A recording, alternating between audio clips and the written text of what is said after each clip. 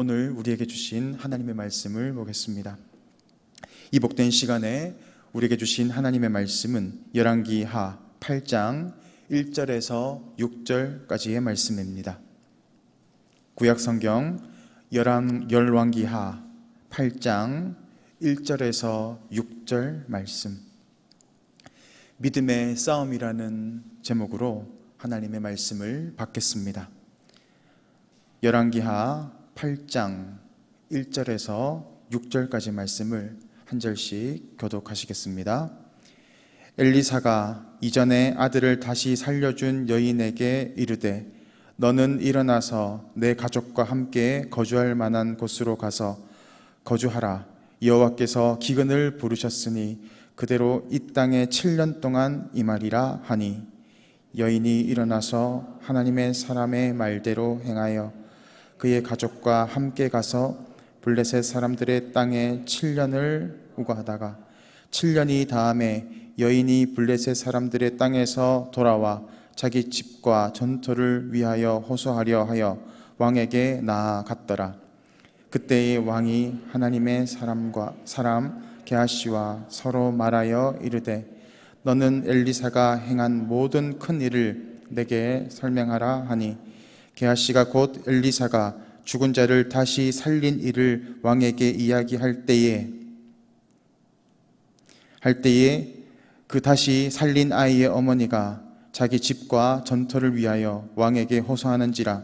게하시가 이르되 내 주 왕이여, 이는 그 여인이요 저는 그의 아들이니 곧 엘리사가 다시 살린 자니이다 하니라.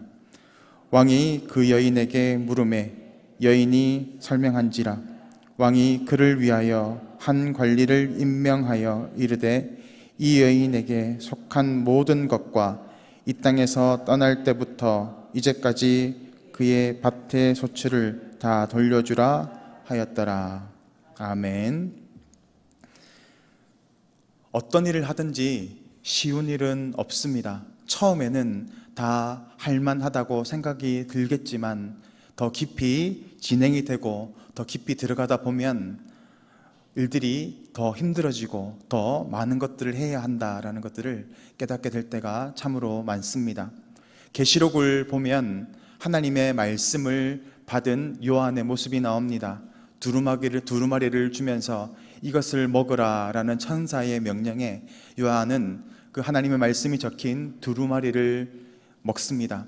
처음에는 그 말씀이 입에 꿀같이 달더라라고 고백을 하지만 곧 배에 들어가니 쓰게 되었다라고 고백합니다. 하나님의 은혜도 분명히 좋고 또 귀한 것이지만 하나님의 말씀대로 살아가게 될 때에 우리에게 때로는 고난이 오고 어려움이 찾아올 수 있다라는 것을 보여주는 것입니다. 오늘 말씀은 수넴 여인에 대한 이야기입니다. 하나님께서 엘리사에게 7년간 그 땅에 가뭄이 들 것을 알려주셨습니다. 엘리사는 수넴 여인에게 이 땅에 기근이 들게 될 것이니 다른 땅으로 가서 우거하다가 돌아오라고 합니다. 그 여인은 자신의 아들과 함께 이국 땅으로 가게 되고 7년이 지나서 다시 이스라엘로 돌아오게 됩니다. 그런데 자기가 소유하고 있던 밭과 집들이 모두 나라에 귀속되어 있게 되었다는 것을 알게 됩니다. 그래서 이 여인은 왕을 찾아가서 자신의 집과 전토를 돌려달라고 호소하러 가고 있는 장면입니다. 매우 간단한 내용입니다. 그렇지만 이 여인에게 있어서 그것은 간단한 내용은 아니었을 것입니다.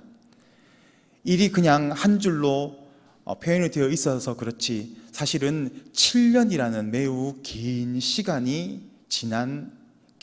이야기를 포함하고 있습니다.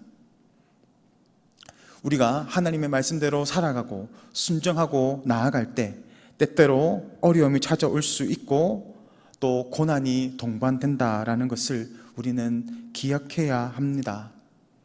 이 여인은 7년간 다른 나라로 나가 있었습니다.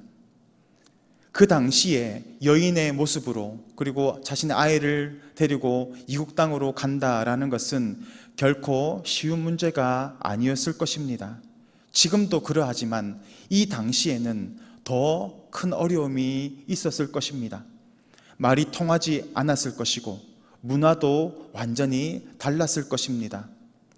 특별히 수넴 여인이 거하였던 땅은 블레셋 땅이었습니다. 성경을 보면 이스라엘의 가장 큰 대적자 중에 대표적인 민족이 바로 블레셋 민족입니다. 수넴 여인이 피하였던 곳은 바로 블레셋 지역이었습니다. 그러니 이 수넴 여인이 그 7년간 어떠한 모습으로 살았을지는 짐작하기 쉬운 일입니다. 많은 어려움이 있었을 것이고 고난이 있었을 것입니다. 성경에도 이와 비슷한 이야기가 등장합니다. 룻기의 룻입니다.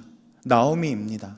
나오미의 이름은 기쁨이었지만 그가 먼 이국 땅에서 자신의 남편을 잃어버리고 두 아들을 잃게 되면서 자신의 이름을 마라라 라고 칭하게 되는 것을 봅니다. 얼마나 괴로웠으면 자신의 이름을 고통이라고 지었을까요? 하나님이 나를 버리셨다.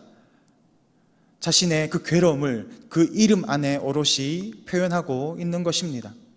마찬가지로 수넴 여인의 삶 역시도 만만치 않았을 것이라고 우리는 이미 짐작할 수 있을 것입니다.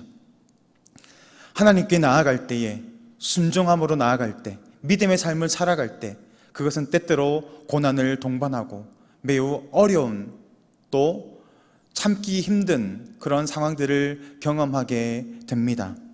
히브리서 11장 6절 말씀을 보면 믿음이 없이는 하나님을 기쁘시게 하지 못하나니 하나님께 나아가는 자는 반드시 그가 계신 것과 또한 그가 자기를 찾는 자들에게 상 주시는 이심을 믿어야 할지니라 라고 말씀하십니다. 믿음 없이는 하나님을 기쁘시게 하지 못한다라는 것은 거꾸로 이야기하면 믿음으로 하나님을 오로지 기쁘게 할 수 있다라는 것을 알아야 합니다. 믿음이 무엇입니까? 하나님이 계신 것, 하나님이 살아 계신 것을 바라보는 것입니다. 전능하신 하나님, 말씀으로 천지 만물을 창조하신 그 하나님의 그 존재를 인정한다는 것입니다. 그리고 그를 찾는 자들에게 상 주신다라는 것은 하나님을 인정하고 하나님의 그 능력을 왕 되신, 우리의 주인 되시는 하나님을 믿음으로 바라볼 때 하나님께서 우리를 책임지시고 우리의 삶을 인도해 주시고 우리에게 닥친 수많은 어려움의 문제 가운데서 우리를 건져주시는 분이시다. 우리를 사랑하시는 우리의 아버지시다라는 것을 바라보는 것입니다. 그러므로 믿음이라는 것은 왕 되신 하나님께서 나를 사랑하신다라는 것을 믿는 것입니다. 그것이 바로 하나님이 기쁘시게 여기시는 믿음입니다. 아브라함의 삶을 바라보면 그는 우리와 매우 비슷한 연약한 인간이었음을 바라보게 됩니다. 성경은 그를 믿음의 조상이라고 하고 있지만 때때로 그는 넘어졌고 실수했고 믿음의 조상으로 보기에는 어려운 모습들을 많이 보여주기도 합니다. 그렇지만 하나님은 그에게 약속을 주시고 그를 세우시고 그를 통해서 이스라엘의 그 민족을 이루어 가실 것, 복의 근원으로 만들어 가실 것을 약속하시면서 그의 삶을 주장해 가심을 바라보게 됩니다. 그의 모습을 바라보면 때때로 공감하기 힘든 부분들도 참으로 많습니다. 그렇지만 그는 끝까지 하나님을 놓지 않았고 어떠한 고난과 어려움 가운데서도 하나님을 붙잡는 그 믿음이 있었습니다. 하나님은 그 아브라함의 믿음을 통하여서 놀라운 일들을 행하심을 바라보게 됩니다. 이삭이 그렇습니다. 그 약속을 바라볼 때 마침내 그에게 귀한 이삭 아들을 허락해 주십니다. 그런데 하나님은 그 아들을 번제로 바치라라고 명령하십니다. 아브라함이 얼마나 놀랐을까요? 밤잠을 자지도 못했을 것입니다. 그러나 성경의 말씀을 바라보면 그는 아침 일찍 그 아들을 데리고 모리아 산을 향하여 나아가는 것을 바라보게 됩니다. 그 모습을 바라보면 어떻게 아침 일찍부터 준비해서 그 모리아 산으로 갈 수 있는가, 참으로 대단하다라는 생각이 들기도 합니다. 그러나 성경의 행간을 잘 보면 아브라함 역시도 많은 번뇌와 갈등이 있었음을 바라보게 됩니다. 우리와 똑같은 연약한 인간의 모습들이 발견되는 것입니다. 창세기 22장 4절 말씀을 보겠습니다. 제3일에 아브라함이 눈을 들어 그곳을 멀리 바라본지라 라고 나옵니다. 여기에서 제3일, 3일이 걸렸다라는 것입니다. 그리고 그곳을 바라보았다라는 것은 모리아 산을 바라보았다라는 것입니다. 성경 지리학자들은 이야기합니다. 아브라함이 거주했던 부엘세바 지역과 모리아 산의 거리가 불과 반나절이면 충분히 갈 수 있는 거리라고 말입니다. 아침 일찍 출발했으니까 오후 늦게쯤에는 도착할 수 있는 거리였습니다. 그런데 오늘 성경을 보니까 3일 길이 걸렸다라고 합니다. 왜 그랬을까요? 말하지 않아도 알 수 있지 않겠습니까? 아브라함이 자신의 그 사랑하는 독자 이삭을 바치러 가는 그 길이 얼마나 힘이 들었을까요? 돌아갈까? 포기해야 할까? 어떻게 내가 이 아들을 잡을 수 있을까? 어떻게 이 아들을 내가 죽일 수 있을까? 수많은 번뇌와 갈등을 하지 않았을까요? 발에 힘이 없었을 것이고 더 이상 나아갈 기력이 없었을 것입니다. 그래서 아마도 아브라함은 그 자리에 털쩍 주저앉아서 한 걸음도 나아가지 못하고 통곡하며 하나님께 부르짖었을 수도 있습니다. 그러한 자세한 부분들이 나오지는 않지만 이 3일길이라는 이 기사를 통해서 아브라함이 얼마나 큰 고통 가운데, 큰 어려움 가운데 믿음의 싸움을 했는지를 우리는 바라볼 수 있게 되는 것입니다. 그리고 모리아 산에 도착합니다. 아브라함은 이삭을 데리고 모리아 산으로 올라가서 번제를 준비합니다. 아들을 묻고 그 아들을 죽이려고 합니다. 우리가 계속 레위기를 보고 있지만 번제가 드려야 하는 것들은 순서가 있습니다. 바로 제단 위에서 죽이는 것이 아닙니다. 밖에서 양을 잡고 각을 뜨고 피를 다 뽑아내고 내장을 분리해서 정성스럽게 준비한 것을 제단에 올리는 것이지 않습니까? 그런데 기사를 보면 제단 위에 바로 이삭을 올리는 것을 바라봅니다. 아브라함이 얼마나 갈등했는지, 얼마나 힘겹게 그 길로 나아갔는지를 보여주고 있는 것이죠. 그러나 하나님은 끝까지 아무 말도 하지 않습니다. 언제 하나님께서 응답하십니까? 아브라함이 내가 이 이삭을 잡을 때 하나님이 다시 살려주실 것이다 라는 그 믿음으로 나아갔을 때 하나님은 그제서야 응답하십니다. 믿음의 또 순종은 내적 갈등이 있고 싸움이 있습니다. 믿음을 아름다운 여행이라고 표현하는 말은 별로 없습니다. 믿음의 싸움, 영적 전투, 치열한 모습들이 있다라는 것입니다. 진주가 생기는 것은 조개가 자신의 살을 찢는 듯한 고통 가운데 만들어진다고 합니다. 그 고통을 잘 참아내고 그 고난을 잘 이겨내면 영롱한 아름다운 큰 진주를 만들어냅니다. 하나님의 믿음을 기쁘시게 받으신다라는 것도 비슷한 것입니다. 믿음은 단순히 말씀대로 살아가는 것, 단순하게 행동하는 것이 아니라 철저한 싸움이 있습니다. 철저한 부딪힘이 있습니다. 영적인 전투가 있습니다. 믿음으로 나아가지 못하게 현실은 우리의 발목을 잡습니다. 믿음으로 살아가지 못하도록 악한 사탄 마귀는 우리를 붙잡고 놓아주지 않으려 합니다. 그때 우리가 나아가야 하는 것은 하나님의 그 말씀을 붙잡고 하나님께서 우리를 건지실 것, 하나님께서 우리를 도와주실 것을 믿음으로 바라보며 담대하게 나아가는 것입니다. 그것이 바로 믿음입니다. 하나님은 그 믿음을 기쁘시게 여기신다라는 겁니다.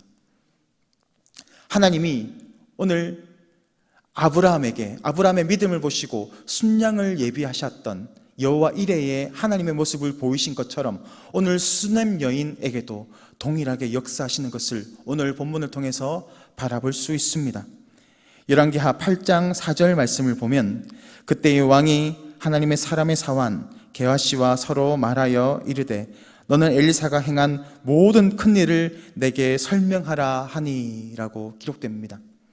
수넴 여인이 자신의 모든 것이 나라에 기속된 것을 바라보고 왕에게 찾아갈 그때에 하나님은 이미 엘리사의 사환 게하시를 왕에게 보내놓으셨습니다. 그리고 게하시와 무슨 이야기를 하고 있습니까?